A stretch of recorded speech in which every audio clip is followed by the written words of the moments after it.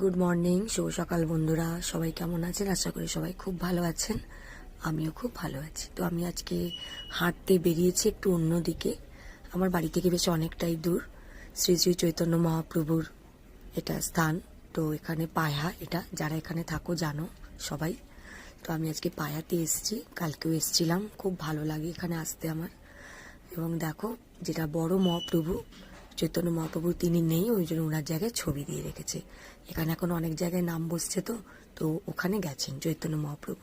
দূরে মন্দিরটাও তৈরি হচ্ছে মহাপ্রভুর জন্যই। কবে ওটা সম্পূর্ণ হয়ে উঠবে জানি না, সেটা বলতে পারছি না। তো এত সুন্দর লাগছে জায়গাটাতে, খুব ভালো লাগে। আমার বাড়ি থেকে একটু দূর, কিন্তু এখানে হেঁটে হেঁটে আসতে খুব ভালো লাগে। আমি ভোরবেলা বেরোই, সঙ্গে আমার একজন দিদিও আছেন, আমার একজন যাই হোক, খুব ভালো লাগছে জায়গাটা। দেখো আশেপাশের পরিবেশটা, ঠাকুরের দর্শন করতে সাত সকালবেলা